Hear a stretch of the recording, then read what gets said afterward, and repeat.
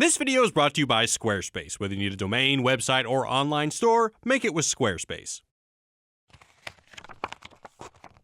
Hey guys, Jared here, and today we're diving back into Black Mirror. The fourth season of this modern Twilight Zone just dropped on Netflix, and with it some truly thought-provoking episodes, including a loving homage to Star Trek, an Apache among helicopter parents, and a rather utopian alternative to Tinder. In the wake of Season 3's super popular San Junipero, the show has traded its trademark pessimism for a slightly more positive tone, injecting a measure of justice and happiness previously unseen in the series. But it's in the season finale where the show does something drastically different. Black Museum not only provides the high-concept technological nightmare that we've come to expect, but reflects on the legacy and function of the show as a whole.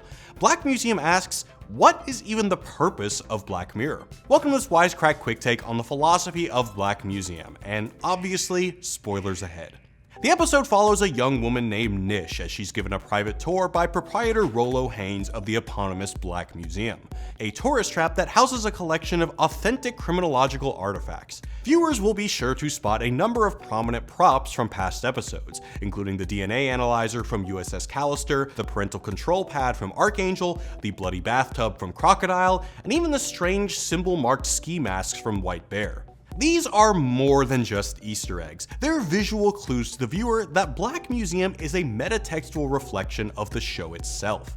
The artifacts it contains serve as a physical representation of the episodes they appeared in, and even the name Black Museum is deliberately evocative of the show's title, Black Mirror. Like the holiday special White Christmas, Black Museum is an anthology within an anthology, with 3 separate subplots loosely connected by Rollo Haynes' narration. In utilizing this same anthology structure, Black Museum is mirroring the format of Black Mirror. But if the exhibits in the background represent past episodes, what do the 3 new gadgets, Dr. Dawson's symphatic diagnoser, the monkey stuffed with Carrie's consciousness, and Clayton Lee's holographic holding cell, represent? Each item is an interface for human consciousness, a more direct means of what television and social media already do today. These fictional items represent the different ways our current technology both connects and disconnects us as a society. Dawson's implant connects him and his patients, signaling their sensations to him via the hairnet-looking headgear. The upload, which inserts Carrie's mind into the backseat of Jack's brain, allows her to see and feel as he does. And the thin screen separating Clayton's consciousness from the museum visitors creates emotional distance akin to the distance between fictionalized characters and desensitized audiences. Dawson's subplot comments on media's ability to let us empathize with characters and experience thrills without any physical ramifications. Imagine if you could feel exactly what a patient feels, minus the physical consequences. Jack and Carrie's story reflects media's ability to turn us into voyeurs. Clayton's story reflects on the guilt-free gratification we get from consuming violence in media. In all of these cases, technology allows individuals to experience things vicariously. Like a hitchhiker, like a passenger.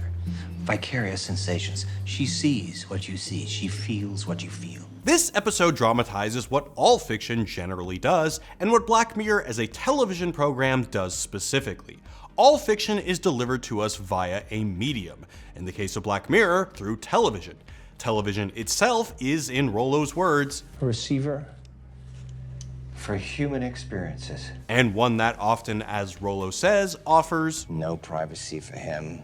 No agency for her. With a particularly compelling show like Black Mirror, we become increasingly invested and share in the same sense of joy in San Junipero as Kelly and Yorkie, the same indignation as Bing in 15 Million Merits, and the same initial prejudices and gradual awakening as Stripe in Men Against Fire. For philosopher Martha Nussbaum, this kind of connection is emblematic of narrative's roles in one's moral development. Narratives, according to Nussbaum, free us from the parochial confines of our own lives and place us in a position both like and unlike our own.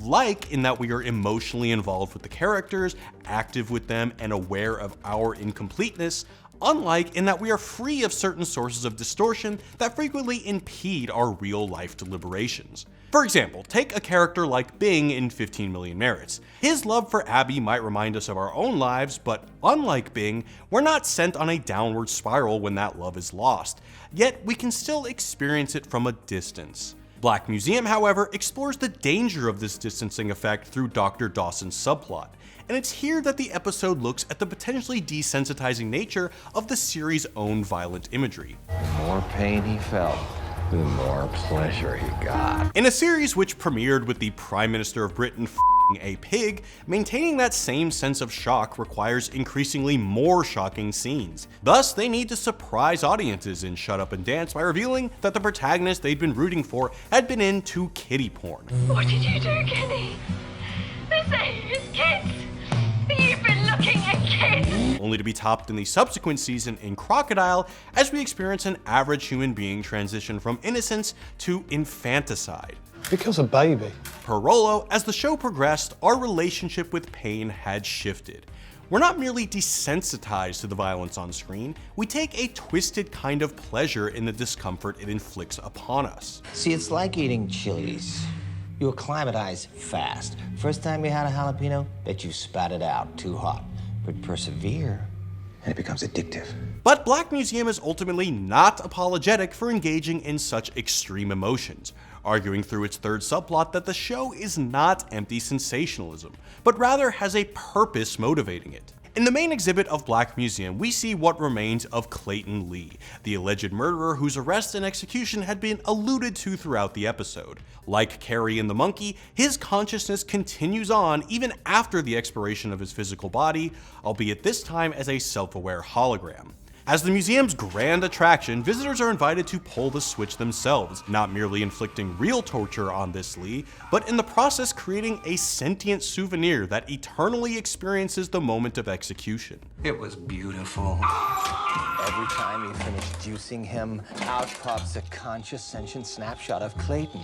Not a recording, a true copy of his mind perpetually experiencing that beautiful pain. Stuck forever in that one perfect moment of agony. Similar to White Christmas, in which the Cookie of Joe is confined to a virtual cabin for what he experiences as hundreds of thousands of years, it's the punishment made perpetual that most offends our innate sense of proportionality. Even if he committed the crime, no finite offense could merit infinite punishment. As such, the show forces us to empathize with one character who may be a murderer and another absolutely guilty of manslaughtering a child on Christmas. We don't merely feel bad for them. From the safe distance of our side of the screen, we feel their pain with them. Likewise, we feel a sense of vindication when our audience surrogate Nish, revealed to be Clayton's daughter and carrying her mother inside her head, enacts retribution against Rollo. It's not just that Nish seeing the suffering of her father or hearing the story of Carrie engendered empathy in her, it's that such empathy then motivated her to moral action. This is Black Museum's statement about how Black Mirror sees itself and its purpose. It's not desensitizing spectacle and empty entertainment. It's not even a cautionary tale about the dangers of technology. After all, the same mind-sharing method which caused Jax so much grief is shown as being beneficial to Nish and her mother. Rather, Black Mirror sees itself as serving the same role as a long line of literature and science fiction shows which connect us emotionally to their characters in order to engender empathy and in turn encourage us to enact justice. In the episode Archangel, our empathetic attachment to the constantly surveilled Sarah is supposed to incite us against similar Big Mother surveillance systems pervading our lives. Or in the episode Metalhead, our investment in Bella's survival against what is essentially Boston Dynamics' Big Dog invites us to scrutinize the militarization of autonomous machines. In all these cases, Black Mirror is able to raise our concerns for these societal issues as effectively as it does, only because it first causes us to care for the characters it's crafted. Black Museum is the whole of the show Black Mirror distilled down to a single episode, preserving the same content, the same format, and most importantly, the same purpose: to see ourselves reflected in the Black Mirror that is our television screen or smartphone,